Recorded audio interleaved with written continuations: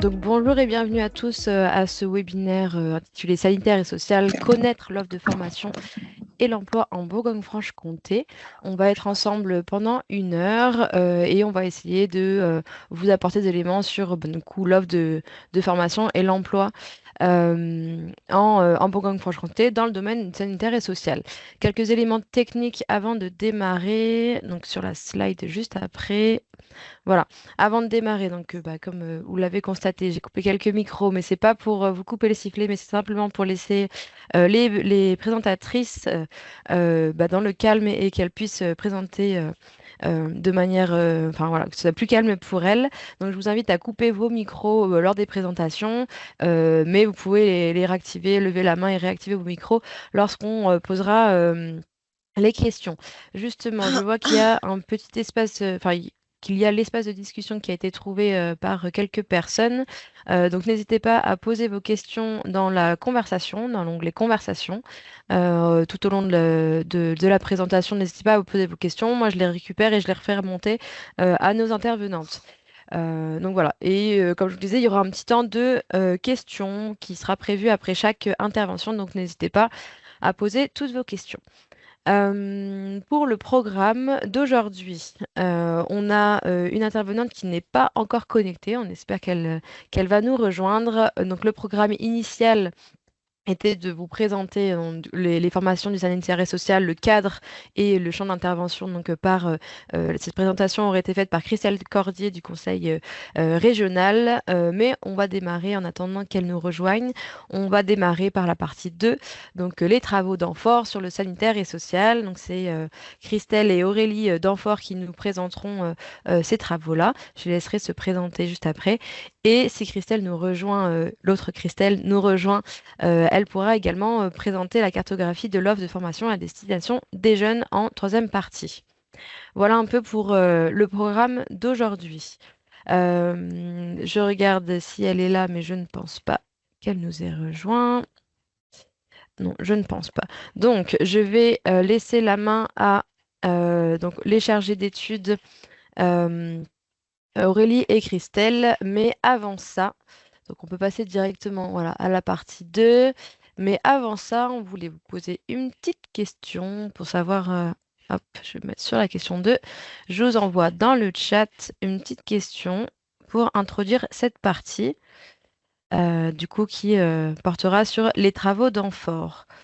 Normalement, si vous cliquez sur le lien, vous pouvez accéder à un petit quiz. Euh, hop, je fais rentrer les personnes. Donc, en cliquant sur le lien, vous avez accès à une question que je vais vous mettre également à l'écran.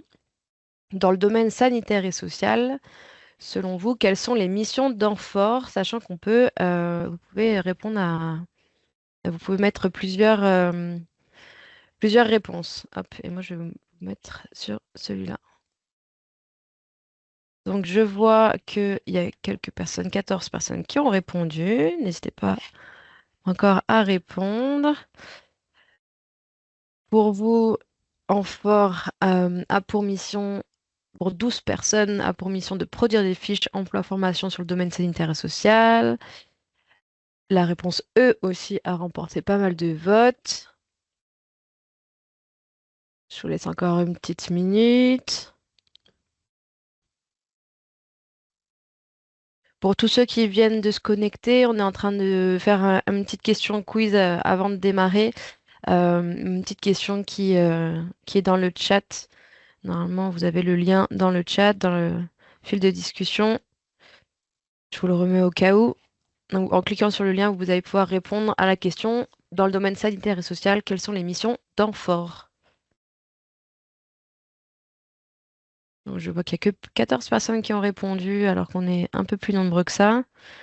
N'hésitez pas à me dire si vous n'arrivez pas à vous connecter. Allez, je pense que tous ceux qui voulaient voter ont voté. Et hop, je vois qu'il y a une main levée. Aurore, est-ce que vous aviez une question?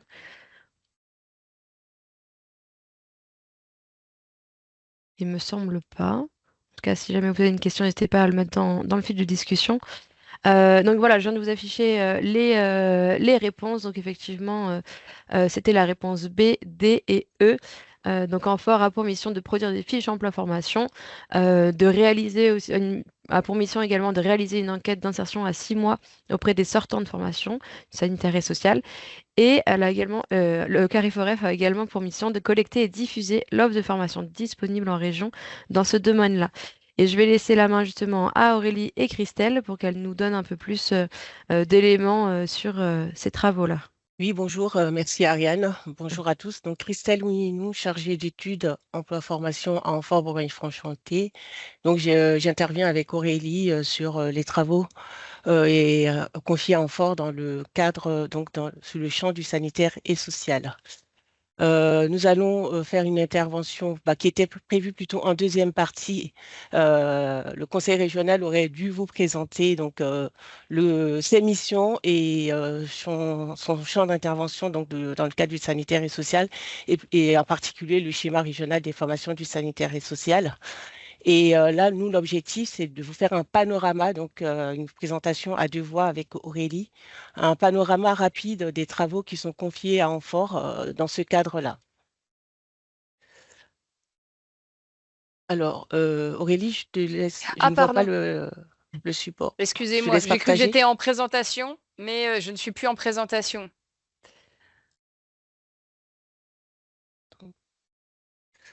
Donc voilà. Alors, tous les travaux qui sont confiés à Amfort sur les métiers du sanitaire et social, en particulier pour la partie observation des missions d'Amfort, s'intègrent dans le cadre du schéma régional des formations sanitaires et sociales, qui est un axe du contrat de plan régional du développement de la formation et de l'orientation professionnelle, donc le CPRDFOP. Notre commanditaire est donc le conseil régional pour qui nous produisons différents types de travaux qui vont de tableaux de bord ou fiches sur les métiers du secteur à l'animation d'un réseau régional d'observation de l'emploi, de la formation, du sanitaire et du social, en passant par des enquêtes d'insertion ou encore des analyses prospectives. Alors, nous avons deux travaux récurrents, c'est-à-dire des travaux que nous produisons tous les ans. Le premier consiste en la réalisation de tableaux de bord synthétiques en ligne qui proposent une compilation de données mobilisables sur la formation, l'insertion professionnelle et l'emploi pour les métiers en lien avec les formations réglementées. Et donc, les formations réglementées auraient dû vous être présentées en amont, pas Christelle Cordier, mais nous pourrons vous répondre tout à l'heure si vous avez des questions. Aurélie vous présentera plus en détail tout à l'heure ces fiches emploi-formation. Alors, le deuxième dossier récurrent qui est confié à Amfort est la réalisation d'une enquête pour connaître la situation des anciens élèves ou stagiaires 6 mois après leur sortie de formation. Il s'agit d'une enquête annuelle auprès des sortants de 13 formations paramédicales et sages-femmes et 13 formations du travail social. On va retrouver 13 des 17 formations du sanitaire du champ réglementaire, à savoir les formations d'aide-soignants, d'ambulanciers, auxiliaires de puériculture, cadres de santé, ergothérapeutes, infirmiers, IBOD, infirmiers de bloc opératoire, infirmiers anesthésistes, masseurs kinésithérapeutes, puéricultrices, psychométriciens, orthophonistes et sages-femmes. Alors, dans les formations réglementaires, en fait, il y a aussi les formations de diététiciens, de manipulateurs en radiologie et opticiens lunetiers. Mais ces formations-là ne rentrent pas dans le cadre, dans le champ de l'enquête d'insertion menée par Amfort, car elles sont déjà observées par ailleurs dans le cadre des enquêtes IVA-IPA par le passé et puis maintenant dans le cas des enquêtes InserJeunes. Et pour ce qui est de la formation autoptiste, qui est une des formations aussi financées par le conseil régional, elle vient juste d'être ouverte dans notre région et donc nous n'avons pas encore de sortants et donc pas d'enquête réalisée sur cette formation encore. Alors, dans le travail social, les 13 formations réglementées sont intégrées dans l'enquête d'insertion d'Amfort. Donc, il s'agit des formations d'accompagnant éducatif et social, assistant de service social, assistant familial, la formation qui mène aux fonctions de directeur d'établissement ou de service d'intervention sociale, donc le CAPDES, le CAFERUS, donc la formation qui mène aux fonctions d'encadrement et de responsable d'unité d'intervention sociale. On va retrouver aussi la formation du conseiller en économie sociale et familiale, éducateur de jeunes enfants, éducateur spécialisé, éducateur technique spécialisé, médiateur familial, moniteur éducateur, ingénieur social et enfin le technicien, la formation donc de technicien d'intervention sociale et familiale. Alors, l'objectif de cette enquête est de connaître la situation des anciens étudiants avant, pendant et 6 mois après leur sortie de formation pour savoir s'ils sont en emploi, en recherche d'emploi ou à nouveau en formation. Pour les personnes en emploi, on demande les caractéristiques de l'emploi, donc par exemple le type de contrat, le métier exercé, l'employeur ou encore le lieu d'exercice de l'emploi. Tout cela nous permet non seulement de connaître la situation, de savoir combien sont en emploi 6 mois après leur sortie de formation, donc c'est de connaître le taux d'insertion, mais aussi d'appréhender les problématiques de mobilité, donc les problématiques de mobilité aussi bien professionnelles que géographiques. Alors, comment procédons-nous pour réaliser ces enquêtes? Nous travaillons beaucoup en partenariat avec les organismes de formation qui nous fournissent les listes des sortants et nous aident aussi pour les relances et ainsi augmenter les taux de réponse. L'enquête est réalisée en continu, donc de janvier à juillet, juillet-août à peu près, hein, de l'année N+1. Donc ainsi, nous interrogeons les sortants de juin de l'année N, par exemple, en début d'année N+1, et ainsi de suite tous les mois jusqu'à juillet-août de l'année N+1 pour les sortants de décembre de l'année N. Chaque organisme de formation partenaire reçoit ensuite une extraction de la base pour ses anciens stagiaires et peut ensuite exploiter les résultats de cette enquête, notamment pour compléter ses dossiers de demande d'agrément auprès du conseil régional, entre autres. Alors, les résultats de cette enquête sont partagés avec nos commanditaires, évidemment, et intégrés dans les fiches emploi-formation que nous vous présenterons tout à l'heure. Nous réalisons également parfois des fiches synthétiques pour valoriser ces résultats. Et je crois qu'on va vous mettre un lien dans la conversation pour aller consulter donc la dernière fiche produite, qui a été produite pour exploiter les résultats de l'enquête réalisée en 2024 et donc auprès des sortants de 2023.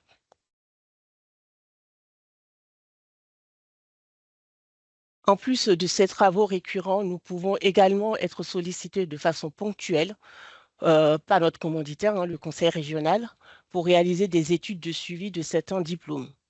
Ça a été notamment le cas pour le diplôme d'infirmier il y a quelques années, pour voir si les places ouvertes étaient suffisantes au regard des besoins futurs des établissements employeurs. Cela a été également le cas pour le diplôme d'accompagnant éducatif et social au moment de la mise en place de ce diplôme pour suivre notamment l'insertion des premiers diplômés et voir dans quel type de structure ils s'inséraient. Enfin, nous avons dernièrement été sollicités par le conseil régional pour réaliser l'état des lieux préalable à la rédaction du schéma régional des formations du sanitaire et social.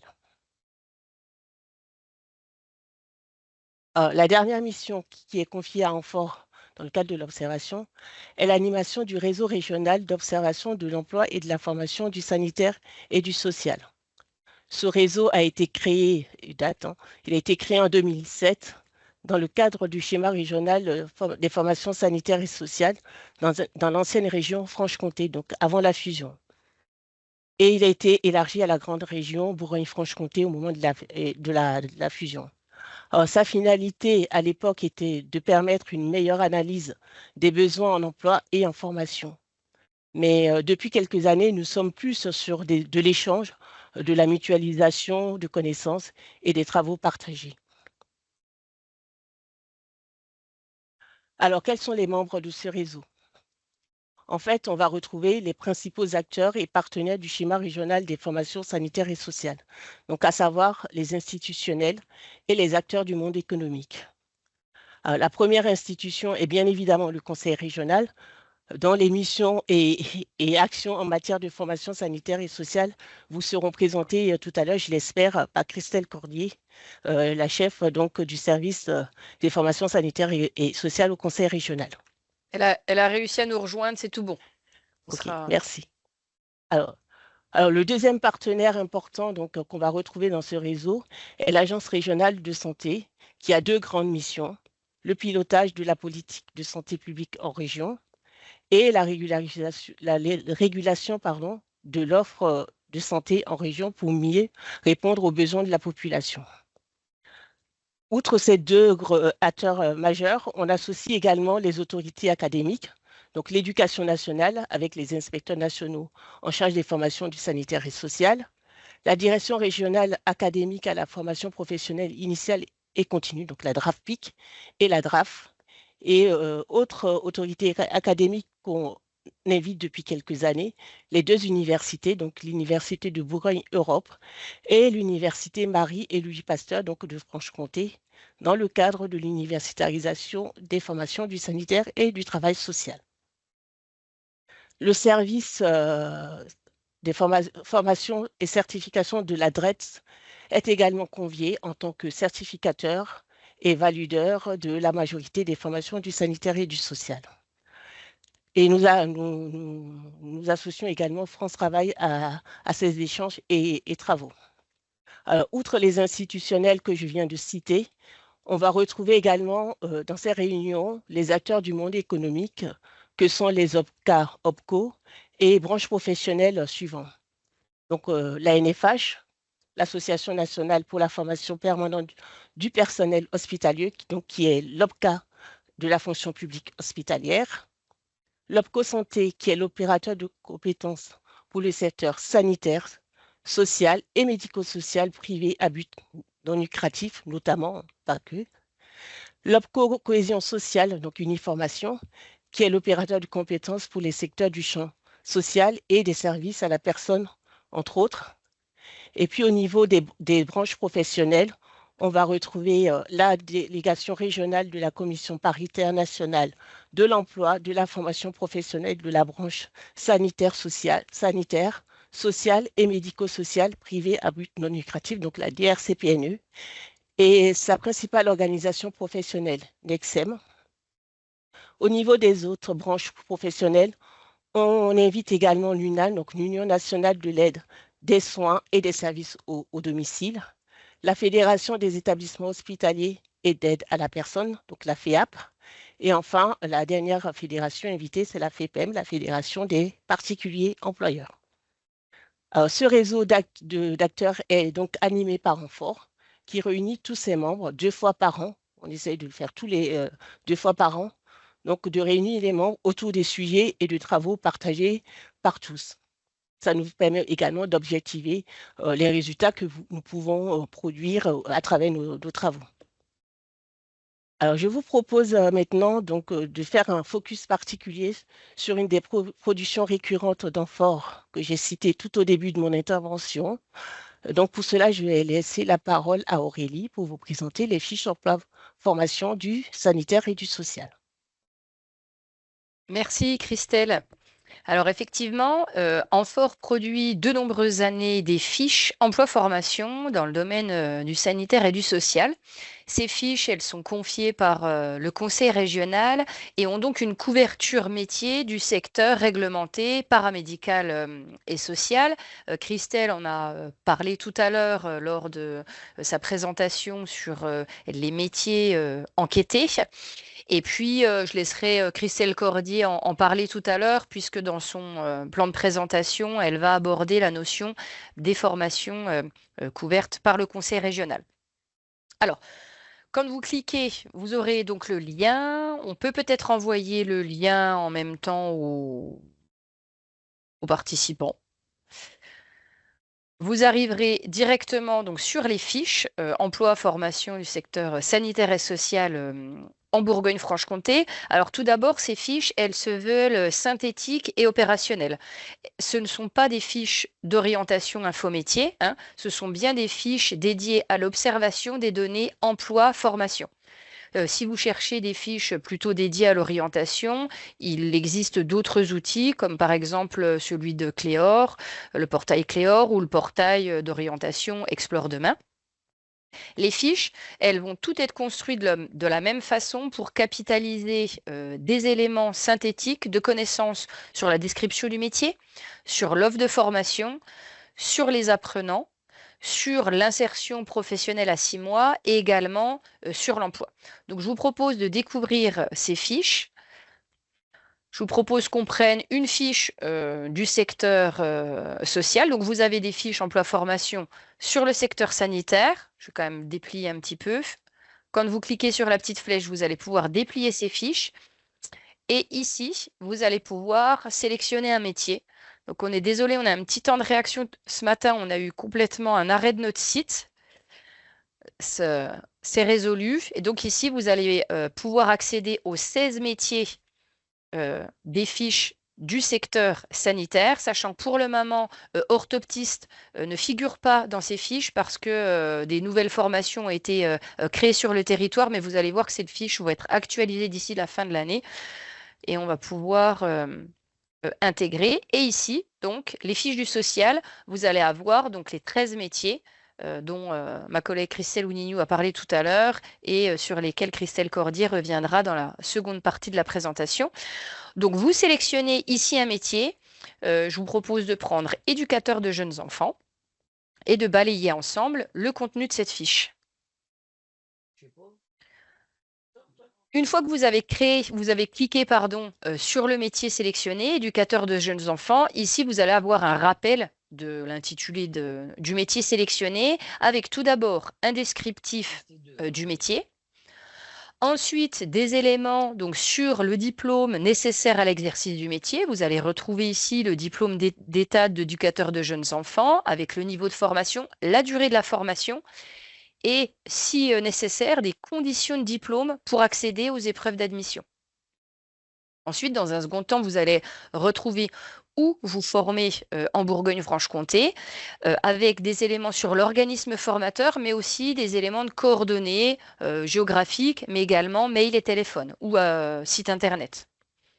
Ensuite, vous allez avoir toute une partie sur les apprenants, ici, sur qui par exemple, passe un concours ou qui a candidaté, qui a confirmé un vœu sur Parcoursup, puisque selon les métiers, soit vous allez pouvoir vous inscrire en concours ou candidater maintenant sur Parcoursup. Donc ici, on voit qu'en 2022, 325 candidats avaient confirmé un vœu sur Parcoursup et puis 66 avaient accepté une proposition d'admission sur Parcoursup, ce qui faisait 20% au total de candidats qui avaient accepté, en tout cas, un vœu, une entrée en formation à partir de leur vœu sur Parcoursup. Alors attention, cet indicateur, il peut paraître un petit peu faible, puisque sur Parcoursup, on a la possibilité de faire 10 vœux. Mais vous allez voir que si vous regardez cet indicateur sur des métiers qui ont une entrée plutôt concours, on sera sur des chiffres beaucoup plus élevés. Ensuite, on a des éléments sur les effectifs en formation. 228 au total en formation, sachant que c'est une durée sur 3 ans et qu'on en a 80 en première année, avec la part des femmes de 94%, pardon, et puis des éléments sur le profil de ces apprenants en première année. Donc le statut déjà avant l'entrée en formation, qui était par exemple en formation initiale, en études en formation, 84%, et qui était par exemple demandeur d'emploi avant l'entrée en formation. Là, on avait 16%, ce qui correspondait à 13 personnes. L'âge, également, avant l'entrée en formation, beaucoup de jeunes, puisque 90% ont moins de 26 ans. Et puis, là, on est sur 10% de 26 à 46 ans. On a des éléments aussi sur le lieu d'habitation. Est-ce qu'ils habitaient ou non en Bourgogne-Franche-Comté? Ici, c'est le cas, 93%. Ensuite, ici, Christelle Ounignou vous a parlé de l'enquête sur l'insertion à 6 mois. Eh bien, vous allez retrouver les éléments de l'enquête spécifiquement sur ce métier. Donc, des éléments aussi sur qui s'est présenté au diplôme et parmi les personnes sorties de formation, qui sont en emploi 6 mois après. En tout cas, quelle est la part des formés en emploi 6 mois après la formation. Donc ici, on a 96% des formés qui sont en emploi en sortie de formation. et quelle est la part de ceux qui exercent un emploi en lien avec la formation suivie. Ici, l'exhaustivité, la totalité des sortants de formation exercent un emploi en lien avec la formation suivie. Et puis, qui avait travaillé déjà dans les 3 mois, donc avant ce taux des 6 mois, qui avait déjà travaillé dans les 3 mois qui suivent la formation. Et donc là, on est sur un taux aussi très élevé puisqu'on a 96% des jeunes qui ont travaillé, enfin des jeunes, en tout cas des sortants de formation qui ont travaillé dans les 3 mois. Autres éléments sur l'insertion professionnelle, le statut de l'employeur, s'il travaille dans une entreprise privée, dans une association, dans un établissement public, avec la répartition. Ici, 57% des personnes en emploi travaillent dans une entreprise privée. Vous avez des infobulles qui vous aident éventuellement à la lecture des histogrammes si ce n'est pas évident. Et puis, le domaine d'activité des personnes en emploi. Ici, 74% des personnes en emploi exercent dans le domaine de l'accueil des jeunes enfants. Et puis 13% exercent dans le domaine de l'action éducative, de la protection de l'enfance. On a des petits éléments aussi sur est-ce qu'ils sont salariés ou fonctionnaires, est-ce qu'ils sont en CDI, est-ce qu'ils travaillent à temps plein. Ici, 74% des personnes en emploi sont en CDI, 26% en CDD, 91% travaillent à temps plein. Et est-ce qu'ils exercent aussi en Bourgogne-Franche-Comté? Là, on voit 86% travaillent dans la région dans laquelle ils ont été formés. Et puis enfin, dernier élément de données sur l'emploi et la formation, des éléments sur l'emploi. Donc ici, on est sur une source INSEE, recensement de la population 2020, sachant qu'aujourd'hui est disponible le recensement 2022, mais les fiches vont être actualisées d'ici la fin de l'année. Vous allez pouvoir retrouver le volume des personnes qui exercent sur ce métier en Bourgogne-Franche-Comté, 776, la répartition par âge en bleu. Et ici, vous avez aussi un histogramme de la répartition par âge de ceux qui exercent dans l'ensemble des métiers. Ce qui est intéressant, c'est de voir que sur ce métier finalement d'éducateur de jeunes enfants, on a davantage de jeunes, quand vous regardez l'histogramme ici à gauche, que sur l'ensemble des métiers où on a un histogramme un petit peu inversé. Vous allez retrouver des éléments aussi sur l'évolution des actifs en emploi, sur le recensement de la population. Donc là, il y a eu quand même une progression de plus de 10% en 6 ans, alors qu'à l'inverse, l'emploi est relativement stable sur l'ensemble des métiers. Vous allez retrouver également la part des femmes, pareil, sur l'emploi sélectionné par rapport à l'ensemble des métiers, 96% de femmes parmi les éducateurs de jeunes enfants ayant un emploi en Bourgogne-Franche-Comté par rapport à 48% pour l'ensemble des métiers. Et puis là, des éléments sur le statut, est-ce que je suis salarié ou non salarié? 100% de salariés par rapport à 88% sur l'ensemble des métiers. Et ici, pour les métiers, par exemple, qui seraient exercés dans plusieurs secteurs d'activité, vous allez avoir la répartition du métier par secteur d'activité dans 38 grands secteurs d'activité que propose la nomenclature des activités françaises. Et ici, donc vous avez 67% qui travaillent dans le secteur hébergement médico-social, social et action sociale sans hébergement, sachant que les autres peuvent être dans des plus petits secteurs moins représentatifs et on ne les a pas affichés faute de représentativité. Donc voilà sur l'ensemble des données que vous allez pouvoir retrouver sur chaque fiche emploi-formation des 13 métiers du secteur social et 16 métiers du secteur sanitaire, sachant qu'on aura orthoptiste par la suite à ajouter. Il faut savoir également que cette année, on a mis en place 2 groupes de travail. Un groupe de travail sur l'évolution de ces fiches emploi-formation. Donc les fiches ont fait l'objet d'une évolution et elles sortiront d'ici la fin de l'année. Donc vous allez pouvoir redécouvrir ces fiches avec des données d'une part actualisées, mais quelques indicateurs aussi complémentaires. Et puis, on a également fait un groupe de travail sur l'amélioration de la visibilité de l'offre de formation en lien avec le conseil régional et l'ARS. Et là, c'est Christelle Cordier qui va pouvoir en parler à la fin de sa présentation. Donc, je vais pouvoir laisser la parole à Christelle Cordier. Je vais vous repartager le PowerPoint ici. Et je vais pouvoir, on peut peut-être d'abord faire un petit temps de questions sur ces travaux d'amphore avant de laisser la parole au conseil régional? Alors, il n'y a pas eu de questions pour l'instant dans le chat, mais si vous en avez, c'est le moment soit de lever la main et de prendre la parole, soit de l'écrire. Sinon, oui, effectivement, on va passer la main à Christelle Cordier. On va revenir en fait sur la première partie. Je vois qu'il y a une question qui vient d'arriver. Donc, c'est un peu un autre sujet, mais avez-vous également des données sur les abandons en cours de formation? À quel moment ces abandons se passent et quelles en sont les raisons? Est-ce que vous avez des données là-dessus ou non, Aurélie et Christelle? Peut-être que Oui, je te laisse. on peut avoir des données hein, sur les abandons en cours de formation. Et effectivement, on ne les affiche pas dans les fiches emploi formation parce que c'est des indicateurs qui ne sont quand même pas faciles à interpréter et qu'on ne peut pas juste afficher comme ça. Ça nécessite un peu d'analyse.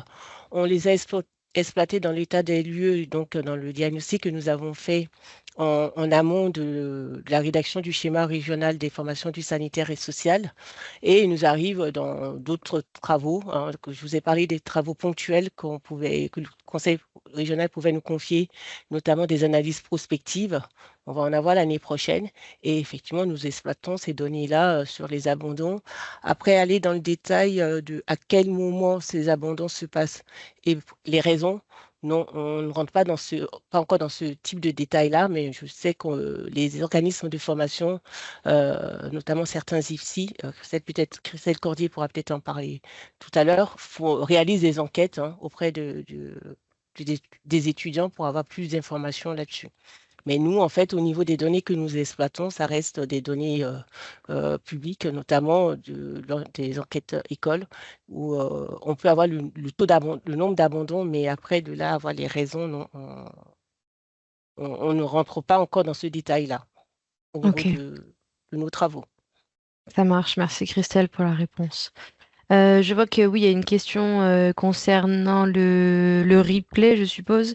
Le replay sera oui, mis à disposition sur notre chaîne YouTube, pardon, en fort, quelques jours après, enfin sous une dizaine de jours après le webinaire. Donc vous pourrez y accéder voilà, via cette plateforme-là. J'ai l'impression qu'il n'y a pas d'autres questions pour le moment. On clôture cette partie-là de questions, mais n'hésitez pas voilà, à quand même les poser. On les notera pour plus tard. Du coup, on va passer la parole à Christelle Cordier sur la première partie, du coup, plutôt sur le cadre et le champ d'intervention du Conseil régional en Bourgogne-Franche-Comté. Et peut-être Euh, avant de laisser la parole à Christelle Cordier, on peut lancer peut-être la question quiz, c'est ça? oui, voilà. Donc, le temps que Christelle s'installe, donc je vais vous envoyer vous réenvoyer le petit lien pour la question. Hop, voilà. Donc, pour cette partie-là, on voulait vous demander si vous savez ce que la région prend en charge. Est-ce que selon vous, je vais vous faire un partage d'écran en même temps. Aurélie, je te laisserai remettre le partage juste après moi. Donc Effectivement, voilà. j'avais oublié de repartager derrière toi. Selon vous, la région est en charge de conduire une politique et élaborer en partenariat un schéma régional des formations sanitaires et sociales adopté en décembre 2023. Est-ce qu'elle a également en charge de déterminer la carte des formations, d'agréer pardon, et financer les établissements et préciser leurs conditions financières d'accès, d'attribuer des bourses et aides aux élèves et étudiants? Ou est-ce qu'elle a aussi comme mission soutenir des projets d'investissement et d'équipement des instituts de formation? Donc, je vois qu'il y a 11 personnes qui ont voté. Je précise que on peut voter pour plusieurs réponses. On peut voilà, cliquer sur différentes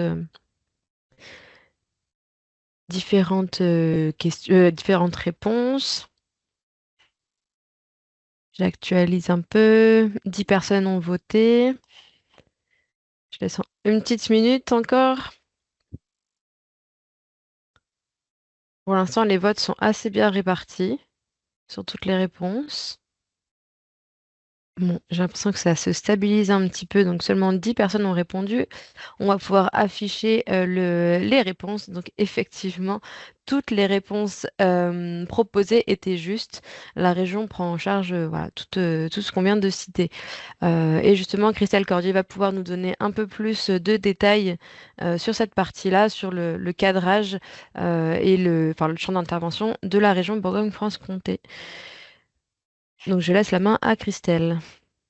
Ouais, bonjour à tous, excusez-moi pour mon retard, mais quand on fait plusieurs choses en même temps, on s'en mêle parfois un peu les crayons. Donc oui, je vous ai préparé un petit PowerPoint. N'hésitez pas à poser vos questions dans le chat et j'essaierai d'y répondre. Soit, je pense, à la fin du PowerPoint ce sera peut-être plus simple, ou si Aurélie ou Christelle, vous préférez que je le fasse au fur et à mesure, vous me le signalez, il n'y a pas de souci.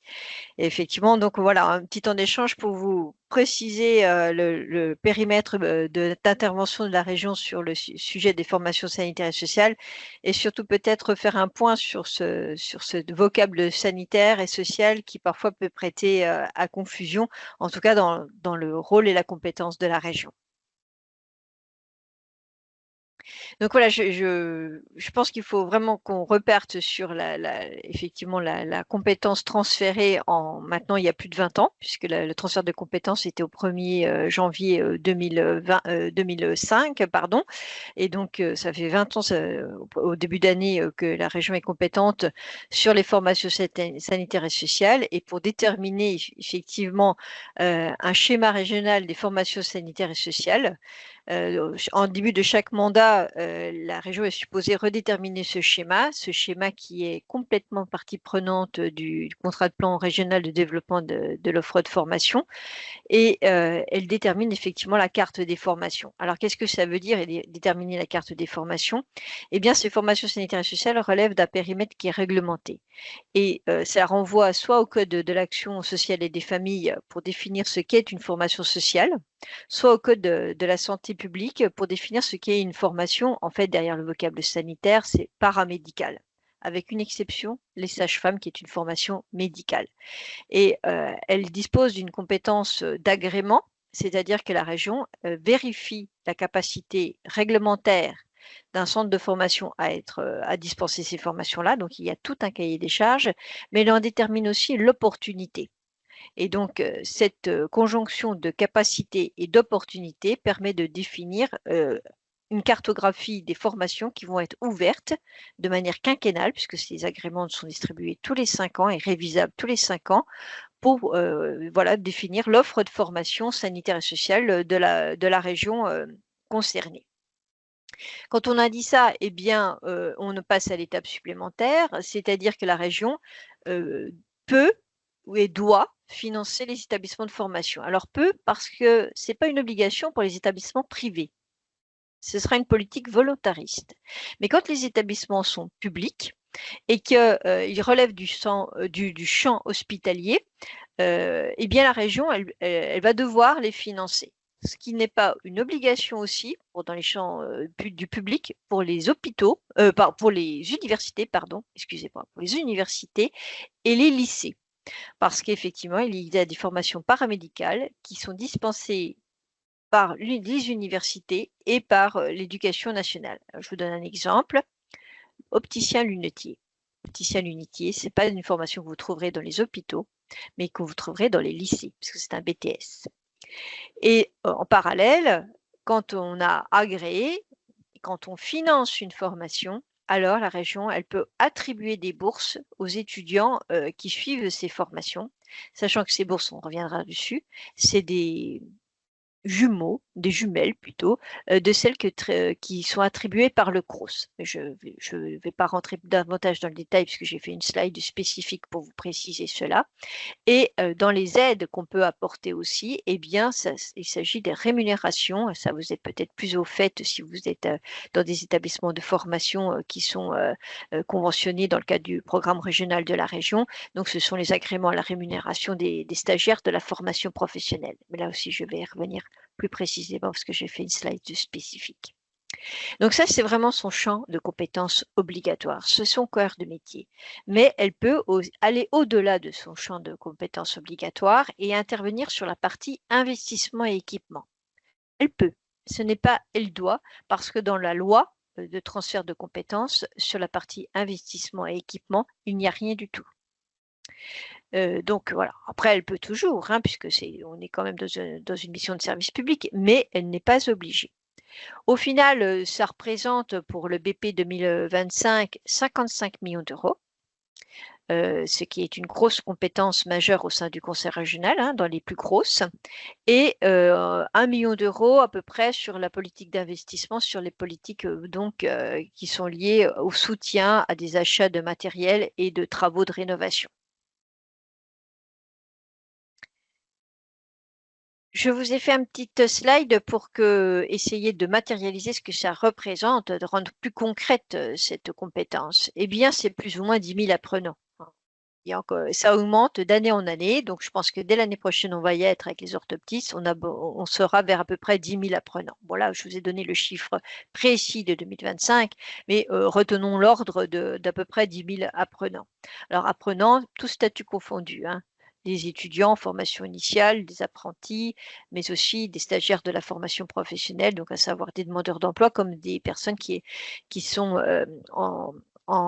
payées par leurs employeurs dans leur parcours de professionnalisation. Les bourses, c'est environ 2500 boursiers chaque année qui sont soutenus par le conseil régional, donc par le biais de ces dispositifs spécifiques. C'est une trentaine de diplômes. 17 sur la santé, 13 sur le social, qui sont délivrés et dispensés en Bourgogne-Franche-Comté dans plus de 50 instituts. Alors, institut, c'est, on va dire, organisme de formation, hein. Donc, dedans, comme je vous disais, majoritairement, ce sont des centres hospitaliers, mais il peut y avoir des associations, hein, comme par exemple la Croix-Rouge, les UFR de médecine, et il peut y avoir aussi des lycées. Globalement, c'est une offre qui est à 95% publique. Et là, Christelle et Aurélie vous ont présenté les fiches et leur travail de suivi et d'observation. C'est un secteur à 100% d'insertion professionnelle. Alors ça ferait rêver, je pense, pas mal de secteurs. Mais effectivement, vous disposez de ce diplôme. D'un des 30 diplômes, vous avez 100% de chances de trouver du travail. Et comme le disait aussi en teasing Aurélie et Christelle, nous avons depuis septembre 2025 une offre de formation qui a encore été élargie, puisque nous avons une 3e filière de manip radio qui vient d'ouvrir à Montbéliard, hein, complétant celle des 2 lycées du Castel à Dijon et de Pergaud à Besançon. Et une filière d'orthopsie. Le certificat d'aptitude à l'orthopsie est un certificat universitaire qui donc ouvre à l'UFR de médecine de Besançon et à l'UFR de médecine de Dijon.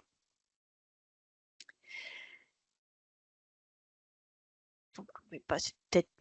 Voilà, donc alors, on reviendra sur cette carte, hein, je vous en montrerai une à la fin du PowerPoint interactive, qui est, on va dire, moderne par rapport à celle-ci, qui est un petit peu chargée et illisible, mais qui voit en un petit clin d'œil, vous voyez, toute l'offre qui existe déjà sur les territoires, hein, et ça, il faut le noter, une offre très, très déployée sur le territoire. Et vous voyez aussi avec les différentes couleurs, s'ils relèvent du sanitaire, du social, et éventuellement, effectivement, des universités, des CFA ou des lycées. Voilà, c'est pour ça qu'on a fait une carte interactive un petit peu plus facile d'accès, parce que vous voyez qu'avec toute l'offre qu'il y a en Bourgogne-Franche-Comté, si on mettait tout sur une carte, entre guillemets, papier, eh bien, ça devient difficile à lire. Mais au moins, on a l'avantage de voir en un clin d'œil que cette offre est quand même très, très, très largement répartie. Alors, effectivement, les grands enjeux auxquels la région est confrontée, je pense que je ne vais pas vous apprendre que nous sommes dans une région vieillissante et donc sur lesquelles voilà, répondre aux besoins des professionnels et des usagers sur la Bourgogne-Franche-Comté est un enjeu crucial, hein. Nous sommes sur des métiers qui sont en tension très forte, hein. Donc là, on sait qu'on a des défis à relever. Et pour ce faire, la région, très clairement, ne souhaite pas se départir d'un haut niveau de qualité de ces formations et de favoriser l'innovation pédagogique, ce qui sont pour nous deux choses majeures. La qualité des formations, pourquoi? Parce que vu les enjeux effectivement de prise en charge de la population, il faut que sur tous les territoires, et notamment ruraux, on ait des professionnels formés de hautes compétences. Et pour ce faire, pour justement bien déployer cette offre sur les territoires, qu'on fasse appel à tout ce qui est technologie innovante pour déporter au plus près des territoires des formations qui ne seraient pas, comment dire, qui seraient concentrées dans les 2 CHU ou dans les deux universités. Donc on essaye voilà, d'utiliser les simulations en santé, les derniers outils numériques pour faire en sorte que peu importe si on est dans le Morvan ou à Saint-Claude, on est dans le Haut-Jura, on est des mêmes qualités de formation qu'on pourrait avoir dans les universités ou les CHU. Et nous avons un enjeu aussi très important depuis maintenant une dizaine d'années, c'est que ces formations supérieures sanitaires et sociales sont désormais de plus en plus intégrées aux universités. C'est-à-dire que quand elles ne sont pas intégrées dans les universités, elles sont à minima conventionnées par les universités. Nous avons des conventions qui lient l'appareil de formation aux universités pour qu'ils déploient des heures de cours dans ces écoles, mais aussi qu'ils rentrent dans des maquettes LMD, licence, master, doctorat. Donc, le but du jeu est d'offrir jusqu'au doctorat des possibilités d'évolution de formation et d'avoir des reconnaissances au grade de licence ou au niveau grade master. Alors là, j'ai vu passer une petite question, c'est ça, Rélie, je dis des bêtises? Une petite Oui, intervention? effectivement, soit si tu veux y répondre, une personne demandait sur quels critères le conseil régional fait son choix de carte des formations, avec un exemple hors secteur sanitaire et social, où donc la personne indique que dans le Haut-Doubs, le conseil régional continue à financer des formations sur les métiers d'horloger, alors que selon elle, le métier est saturé et qu'il n'y a pas d'emploi. Et je pense que l'idée, si vous souhaitez prendre la parole, Madame Guichou, c'est de savoir un petit peu comment le conseil régional établit sa carte des formations sanitaire et sociale, mais hors sanitaire et sociale, j'imagine. Alors, hors sanitaire et social, je ne pourrais pas répondre, puisque ce n'est pas mon métier ni ma responsabilité. Mais sur le secteur sanitaire et social, eh bien, sur la base justement de l'état des lieux réalisé par Renfort, par rapport aussi aux dossiers et fiches d'insertion professionnelle, bien évidemment, l'expression des employeurs, des opérateurs de compétences et des fédérations et de France Travail sur les métiers en tension, hein. C'est-à-dire que là, au jour d'aujourd'hui, quelle est l'offre d'emploi et comment on arrive à la pourvoir, hein. C'est-à-dire que si on a ces écarts, eh bien, ça signifie qu'il faut qu'on fasse des efforts en matière de formation. On a aussi des enjeux qui visent aussi à ne pas ouvrir tout et n'importe comment, c'est-à-dire que des enjeux, comme je vous disais, de qualité, c'est-à-dire que c'est pas parce que sur un territoire on a des besoins en emploi qu'on va forcément ouvrir une formation si l'appareil de formation local n'est pas en capacité de le faire. On est sur des formations qui au jour d'aujourd'hui sont pour 80% d'entre elles relevant de l'enseignement supérieur, ou grosso modo, si vous n'avez pas d'universitaires, de maîtres de conférences, de professeurs des universités, puisque c'est le cas, par exemple, pour Manip Radio, comme on le disait tout à l'heure, quand on a ouvert, il vous faut au jour d'aujourd'hui un PUPH qui va vous faire l'encadrement scientifique de cette discipline. Donc, c'est à la fois des données statistiques, à la fois des capacités pédagogiques, à la fois aussi une recherche de ressources humaines d'enseignants formateurs de haut niveau, puisque maintenant il faut qu'on ait ce cahier des charges-là, et puis aussi une dame tout à l'heure posait la question de savoir si on mesurait les taux de sortie, enfin je veux dire les abandons aussi de formation. Eh bien, on sait aussi qu'ouvrir une formation au pied, entre guillemets, de l'établissement de santé qui a besoin de tel ou tel professionnel de santé, parfois ne servira à rien. Je vous donne un exemple. Au jour d'aujourd'hui, vous ouvrez une formation de pédicure podologue dans la Nièvre, parce que vous êtes en grande pénurie de pédicure podologue.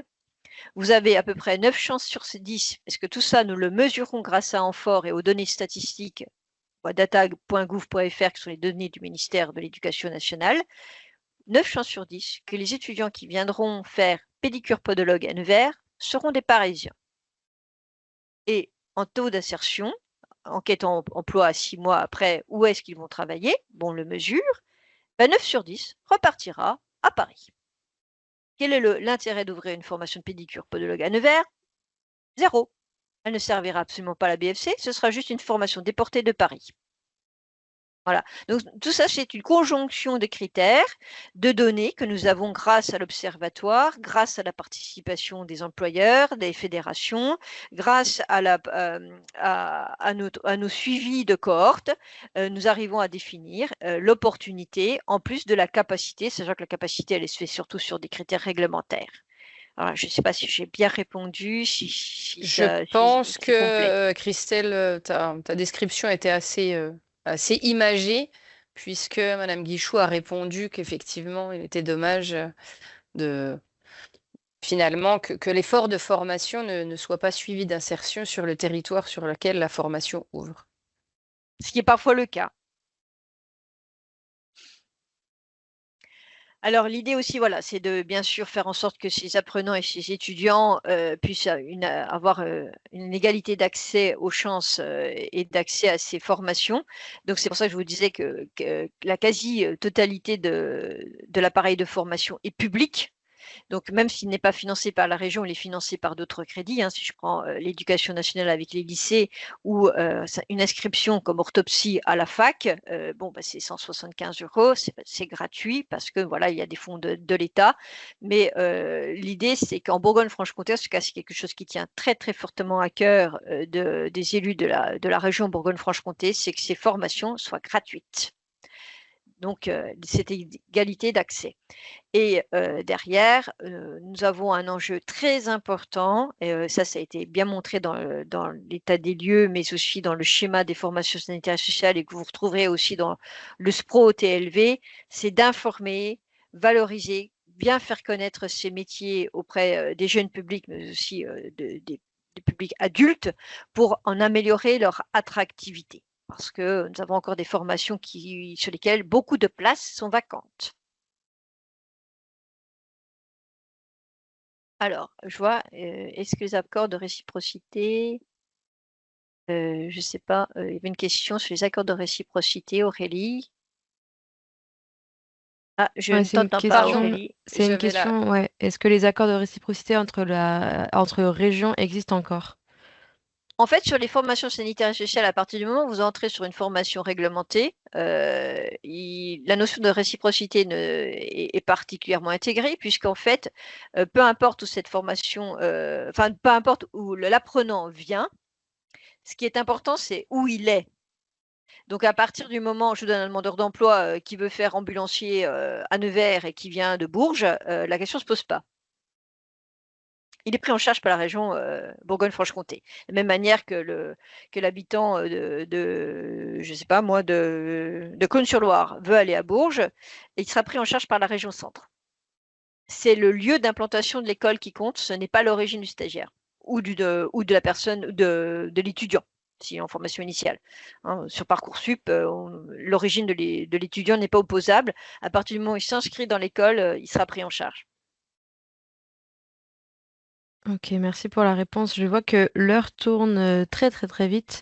Il est déjà donc 56. Oui, je vais. Donc ouais. Voilà. Donc comme là, je vois qu'Aurélie et Christelle l'avaient déjà dit. Donc effectivement, la carte des formations, ça signifie quoi? Donc on ouvre une formation, on l'accepte, on la crée, on en répartit les quotas si ce sont des quotas qui sont définis au niveau national, comme les infirmières, ou quand on a la main sur les effectifs, le numerus clausus, eh bien on les répartit par filière.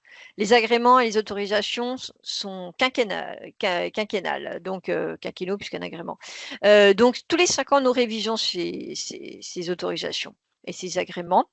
Nous accompagnons le processus d'intégration universitaire. C'est pour ça qu'il n'y a plus, par exemple, d'école de sage-femme. Vous avez des départements universitaires de maïeutique. nous finançons ces formations et nous essayons de travailler cette dimension innovante de la formation. Je ne reviens pas sur les descriptifs, parce que Christelle les a très bien présentés sur le sanitaire, sur le social. C'est une liste précise de formations.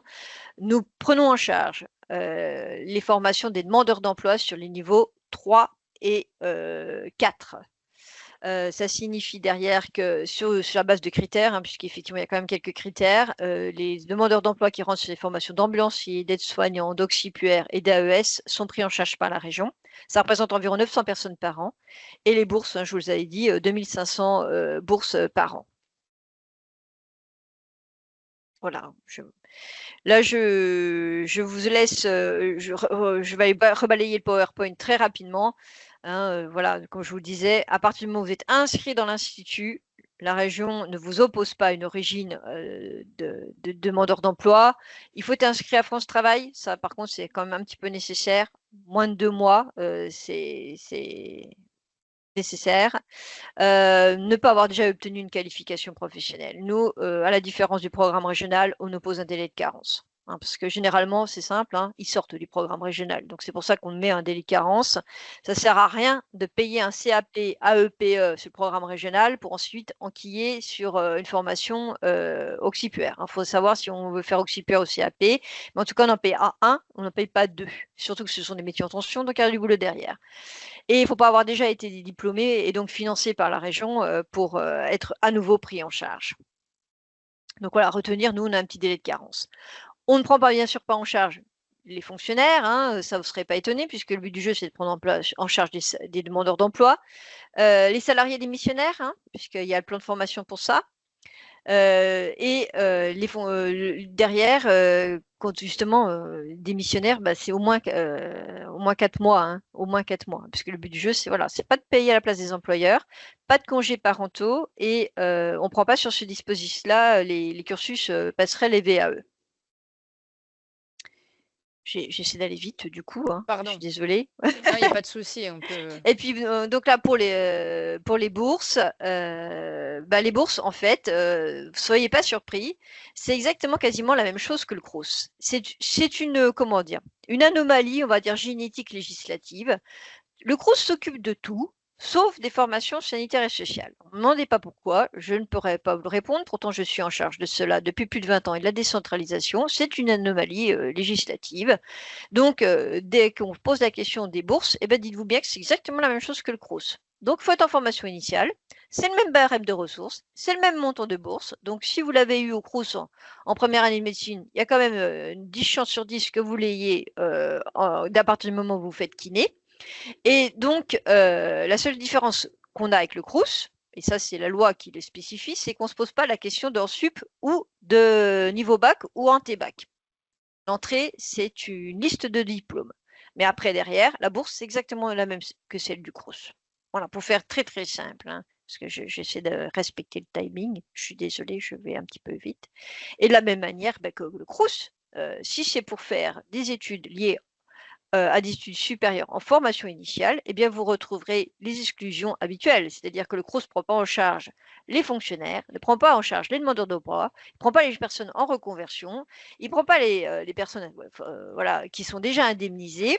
Et donc, par conséquent, vous retrouverez exactement les mêmes exclusions que le Crous. C'est-à-dire que c'est vraiment des publics en formation initiale qui normalement sortent de Parcoursup qu'à 18-19 ans. Et sachant que le Crous, en dessous de 26 ans, la limite d'âge, c'est 26 ans. Après, il ne donne plus de bourse. Et puis, comme le Crous, les apprenants peuvent solliciter une bourse même s'ils sont d'origine étrangère. Alors, bien sûr, forcément de l'Union européenne, mais aussi hors Union européenne, à partir du moment où ils sont en situation régulière sur les territoires français.